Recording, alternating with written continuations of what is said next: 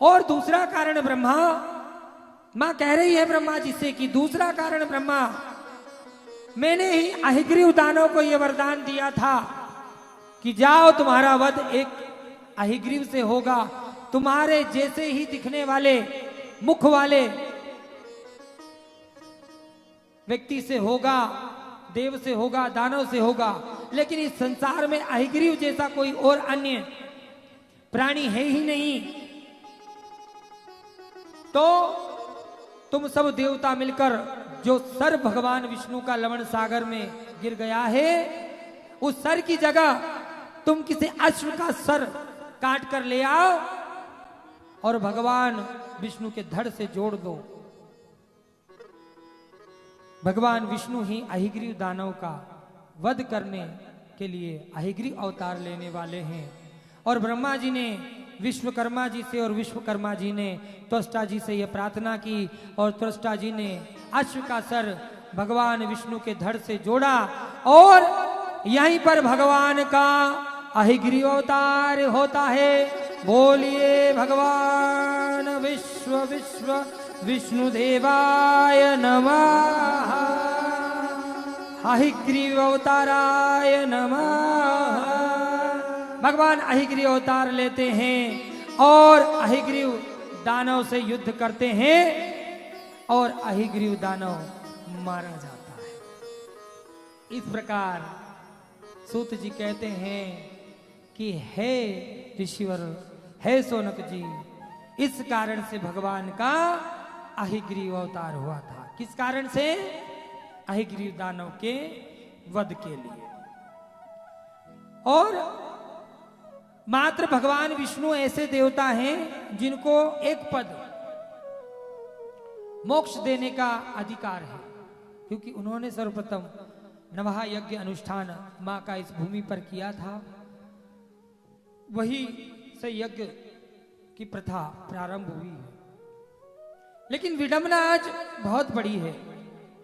जैसे हमने कहा कि मां इस संसार में, इस ब्रह्मांड में और इस जैसे करोड़ों करोड़ों ब्रह्मांड में महालक्ष्मी, महाकाली, महासरस्वती के रूप में विराजमान है।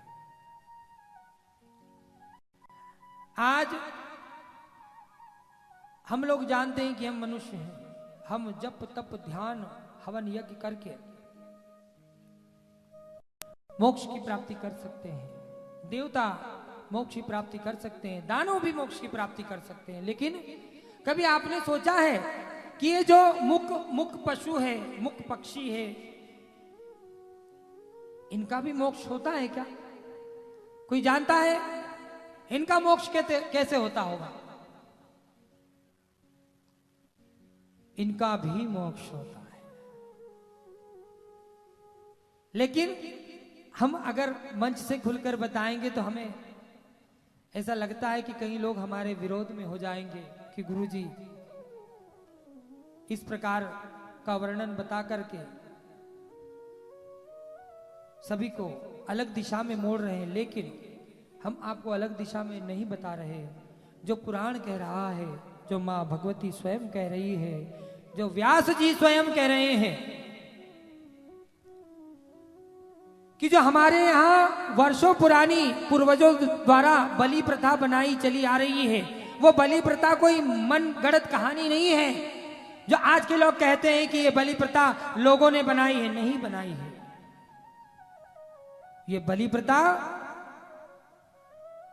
मां भगवती की कृपा से चली आ रही है। मां स्वयं कह रही है कि इस संसार को सृष्टि करने के लिए मैं स्वयं सरस्वती रूप में विराजमान हूं। इस संसार का पालन करने के लिए मैं स्वयं महालक्ष्मी रूप में विराजमान हूं और इसी संसार को संहार के लिए मैं महाकाली रूप में विराजमान हूं। लेकिन जो पशु मोक्ष प्राप्त नहीं कर सकता, अगर कोई उन पशुओं की मेरी तामसिक यज्ञ रूप में, महाकाली यज्ञ रूप में पूजन कर अगर उस पशु की बलि मेरे यज्ञ में देगा तो यज्ञ बलि हिंसा बलि नहीं होगी, वो यज्ञ बलि अहिंसा बलि हो जाएगी। भले ही उस पशु को 1 मिनट का दुख होगा, प्रताड़ना होगी, दर्द होगा, लेकिन उस 1 मिनट के दर्द को सहने के बाद ही मैं स्वयं उसको मोक्ष में अंतर ध्यान करा दूंगी। तो इसलिए पूर्वजों द्वारा बलि प्रथा बनाई गई है। और आज भी कई ऐसे पीठ हैं जहां पर बलि प्रथा चल रही है, मां कामाख्या रूप में, तारापीठ में और अन्य अन्य जगह। लेकिन बलि प्रथा को समझना पड़ेगा। कोई हमारी आधी बात रिकॉर्ड ना करें, पूरी बात करिएगा। बलि प्रथा को हमें समझना पड़ेगा कि बलि किस प्रकार की होनी चाहिए। बलि होनी चाहिए भाव प्रकार की। जब हम, और ये बलि कौन कर सकता है? ये बलि हर कोई नहीं कर सकता। जो मां के कालका स्वरूप का आराधक हो, दुर्गा स्वरूप का नहीं, लक्ष्मी स्वरूप का नहीं, सरस्वती स्वरूप का नहीं, शंकर स्वरूप का नहीं, ब्रह्मा स्वरूप का नहीं, विष्णु स्वरूप का नहीं, कृष्ण स्वरूप का नहीं। अब आप कहेंगे गुरुजी कृष्ण स्वरूप आप भगवती स्वरूप में क्यों कह रहे हैं? तो यह जो भी है, ये सब संसार जितना भी है, इसमें यह बाद में पुल्लिंग हुआ। सर्वप्रथम इस संसार की रचना स्त्रीलिंग से हुई है। और आज भी ये संसार अगर आगे बढ़ रहा है तो वह स्त्री लिंग के माध्यम से ही बढ़ रहा है। तो मां कह रही है कि अगर कोई मेरे रूप का साधक हो, काल का रूप में मुझे पूजने वाला हो, तो उसे ही पशु बलि का अधिकार है। लेकिन पशु बलि में उसका भाव यह होना चाहिए कि इस पशु के मोक्ष का वह माध्यम बन रहा है। क्या बन रहा है? माध्यम बन रहा है। लेकिन वहीं अगर कोई बलि कराता है इस जिह्वा के स्वाद के अधीन,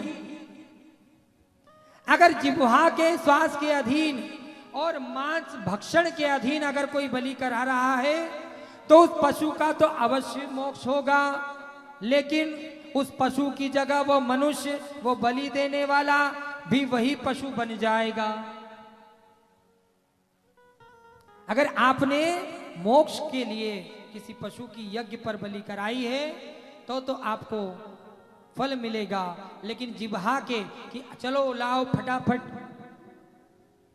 कुकुर ले आओ, बकरे की बलि, मिंडे की बलि, अन्य अन्य प्रकार की बलियां होती है कि चलो हम कालका की आराधना कर रहे हैं तो बलि दे दो, फिर उसे पकवान रूप में ग्रहण करो। नहीं, बलि मात्र बलि होती है और बलि पशु का भक्षण नहीं किया जाता। बलि पशु का भोजन नहीं किया जाता। आपकी प्रथा है, आप काल का रूप पूछते हैं तो हम नहीं रोकते, और आपको ये संसार रोक ही नहीं सकता, क्योंकि मां स्वयं कह रही है।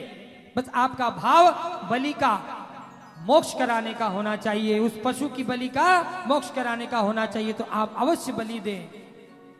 लेकिन फिर उसके शरीर का क्या करें?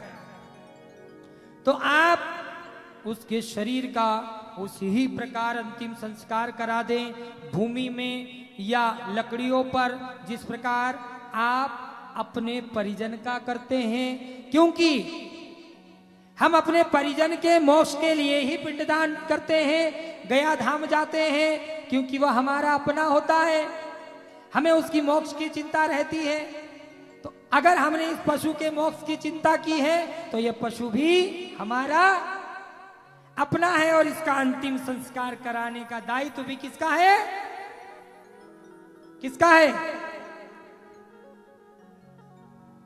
अरे भाई बोलो, किसका है? हमारा है ना।